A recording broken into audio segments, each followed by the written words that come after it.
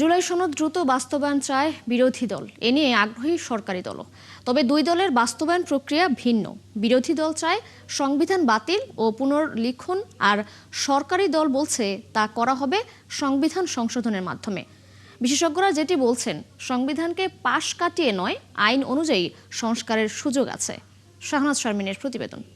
আজকের দিনটা এই সময় এসে আমরা জাস্টিস পেলাম না মাননীয় স্পিকার। ত্রয়োদশ জাতীয় সংসদ অধিবেশনের প্রথম থেকেই জুলাই সনদ বাস্তবায়ন আর সংবিধান বাতিল নিয়ে উত্তপ্ত সংসদ। জুলাই সনদের বাস্তবায়ন কতটা হবে, কতটা বাতিল হবে তা নিয়ে মুখোমুখি অবস্থানে সরকার আর বিরোধী দল। আজকের মতো দুঃখ নিয়ে আমরা ওয়াকআউট করছি। আসসালামু আলাইকুম। অন্তর্বর্তী সরকারের সময় সংস্কার প্রস্তাবনা তৈরির সময় যুক্ত ছিলেন ডক্টর ইফতেখারুজ্জামান।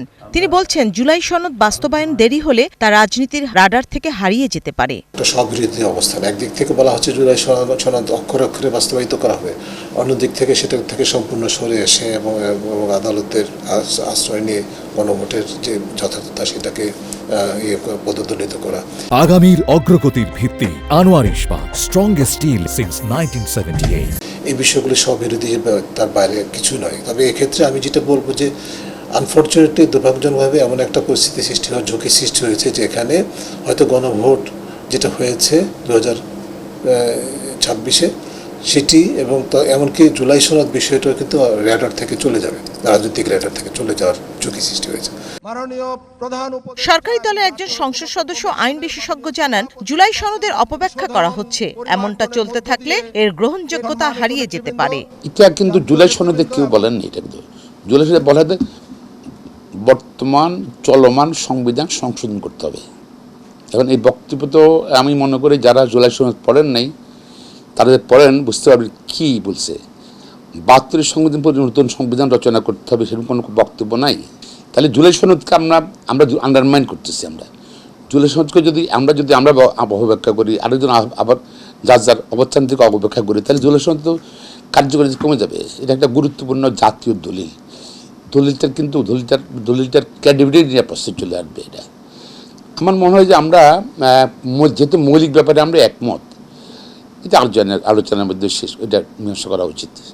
এমনকি রাষ্ট্রপতির আদেশে জুলাই সনদ বাস্তবায়নের আদেশকেও অবৈধ বলে মনে করেন কেউ কেউ। যে প্রক্রিয়াতে ধরেন জুলাই সনদ বাস্তবায়নের জন্য আবার যেরকম রাষ্ট্রপতির একটা আদেশ দিয়ে করার চেষ্টা করেছেন, দ্যাট ইজ ইলিগাল।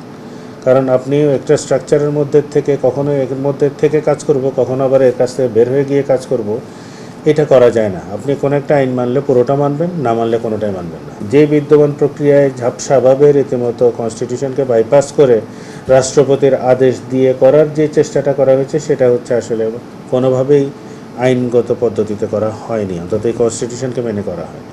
গণতান্ত্রিক রাষ্ট্রে সংবিধান বাতিলের ক্ষমতা কারও নেই বলে মনে করছেন সংবিধান বিশেষজ্ঞ শাহদিন মালিক। তার মতে সংশোধন করা যেতে পারে, যেমনটা অতীতেও হয়েছে। আমার জানা মতে সংবিধান বাতিলের ক্ষমতা কারও নাই।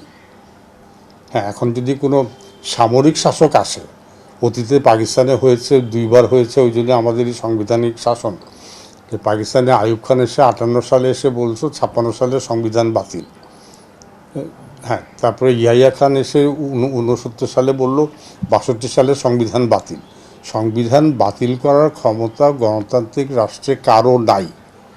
এটা বাতিল করেছে সামরিক শাসকরা এসে, মানে পাকিস্তান আমলে 2বার হয়েছে, সামরিক শাসকরা এসে সংবিধান বাতিল করেছে। তো আমরা কি এখন ওই 60-এর 50-এর 60-এর পাকিস্তানের সামরিক শাসকের আদলে ফিরে যাব? তার মতে সংবিধান একটি সামাজিক চুক্তি ও জনগণের সাধারণ ইচ্ছার প্রতিফলন, আর জুলাই সনদেও একে বাতিল করার কথা বলা হয়নি বলেও ব্যাখ্যা দেন তিনি। শাহনাজ শারমিন, 71, ঢাকা।